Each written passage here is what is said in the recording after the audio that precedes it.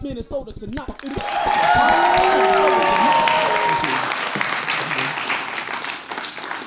Tonight, we'll take 10 to talk about college, the place where white people discover Buddhism.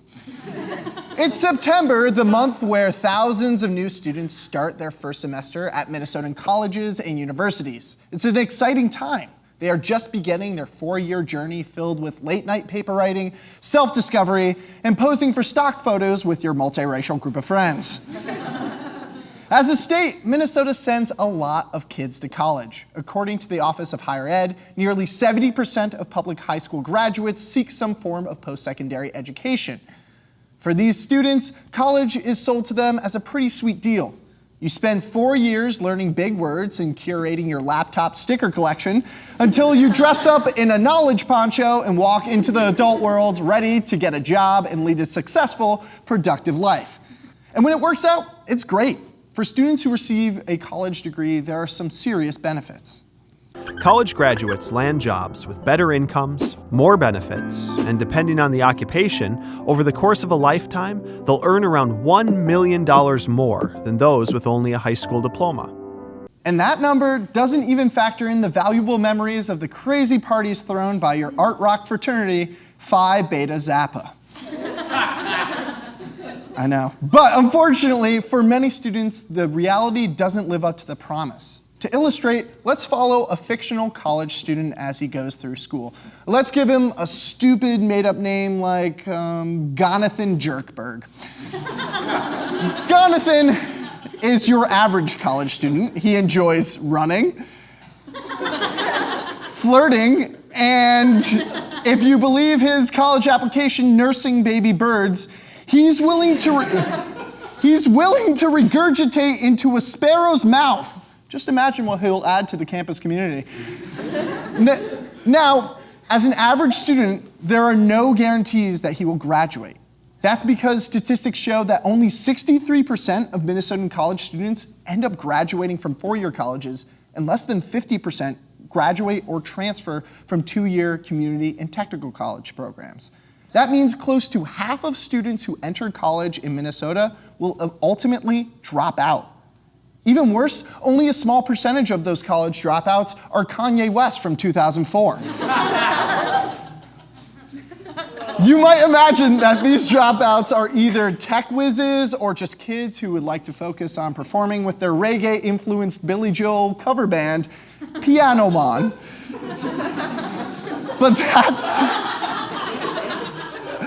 that's really not the case. Instead, most students are forced to drop out due to a number of factors, and the biggest one, unsurprisingly, is money. College has never been more expensive. Since 1982, the average cost of tuition has tripled, and in some cases, even quadrupled. And while aid has also increased, it is in no way covering the amount students are expected to pay. To deal with these large expenses, Jonathan, like many of his peers, can take out loans, can get a job, or get paid to participate in a study investigating how long the human body can withstand exposure to face bricks. Turns out, pretty long if you need the cash. But if Jonathan gets a job, like most undergraduate students, it may come with its own price.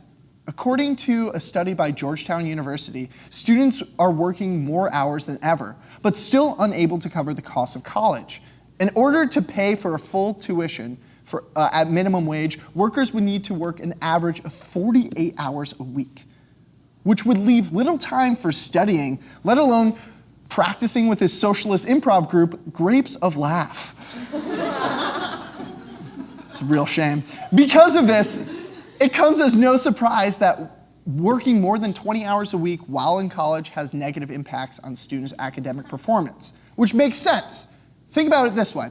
If a surgeon worked at a Papa John's for 48 hours a week, you wouldn't be surprised if they mess up a rhinoplasty.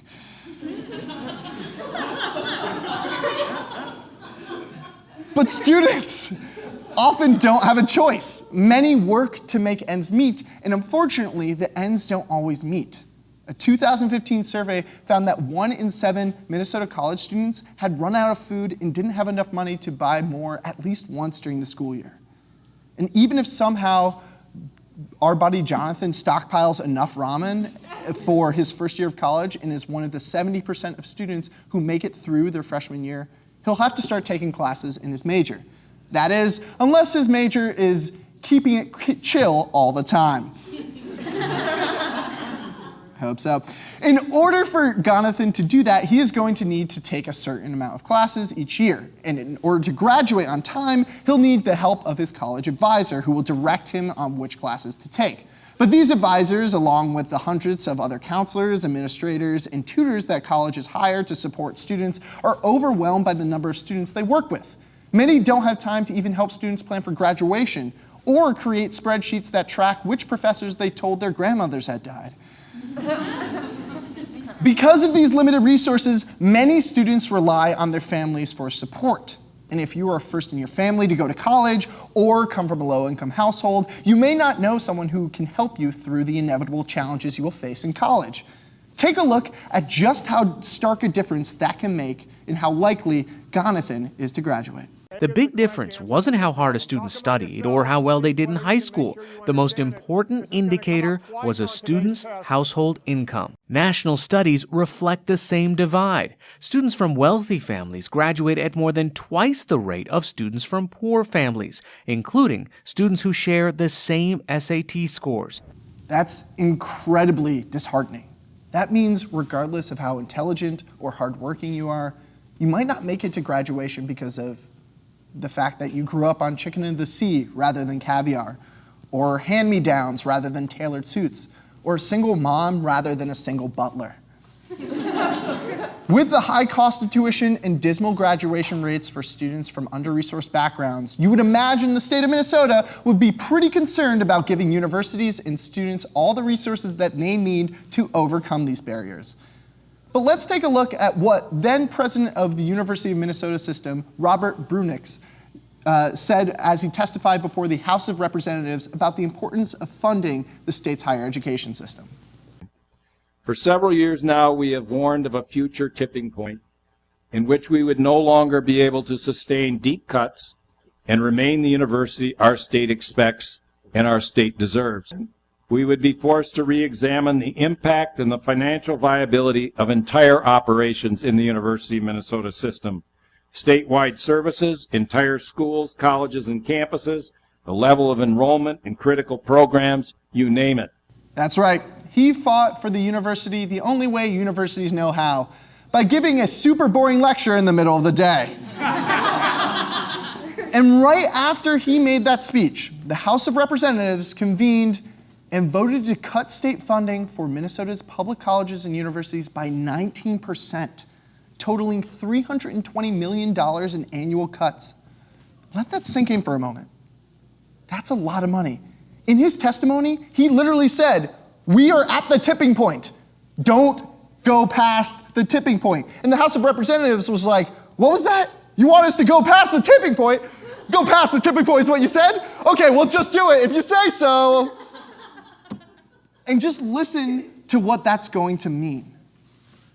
And both the Twin Cities and Duluth campuses, which receives $87.2 million in state support, or nearly 25 cents of every dollar you send to us, and still not fill this projected hole in our budget. That's right. They could cut both of the state's medical schools, and that still wouldn't cover the entire cost of that cut. But just a few years before, in 2007, the state found hundreds of millions of dollars to build the University of Minnesota's football stadium. So basically, the legislature is more interested in watching students get concussions than training the doctors who treat them. Thanks to this and other budget cuts, Minnesota spends $1,351 less per college student than it did in 2008, and nearly half of what it did in 1991. In the same time, the cost of tuition for an in-state student has increased by over $2,000, meaning that the state expects students to pay more for less. That's like you buying tickets to see Billy Joel and ending up seeing Piano Man.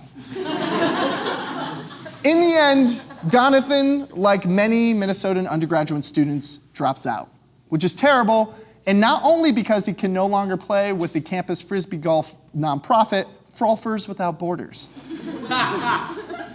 Look, remember when Jonathan had to take out those loans his freshman year? The average Minnesotan student takes out $7,000 in loans every year.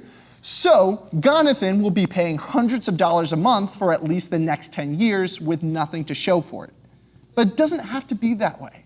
In fact, there are simple solutions that we can take. Like, for example, we can untip the tipping point that former President Bruininks was talking about. We can have better support for low-income students and streamline transfer policies and a ton of other ways that students can be helped to graduate on time.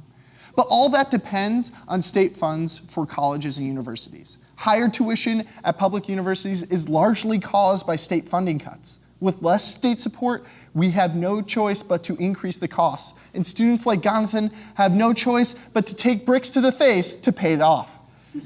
So the answer is simple: increase support for state colleges and universities. Now, you might be thinking, why should my taxes go up just so this asshole can get his degree in conversational Latin and a minor in pretentious snark? But the answer is that you're already paying for him not to. The American Institute for Research calculated that students who started their college in 2002 but failed to graduate lost the US nearly $3.8 billion in income they would have generated had they gotten their degrees. And the fact is that students who don't graduate are disproportionately from low-income backgrounds, which means that those communities affected are already economically disadvantaged.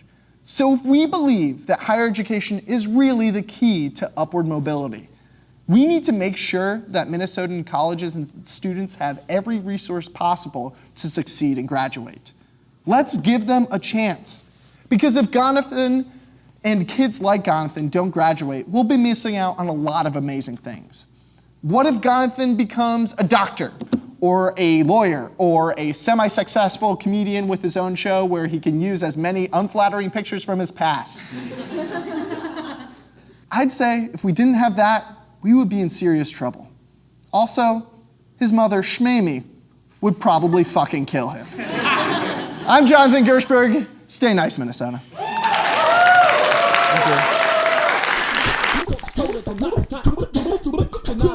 Tonight, Minnesota tonight.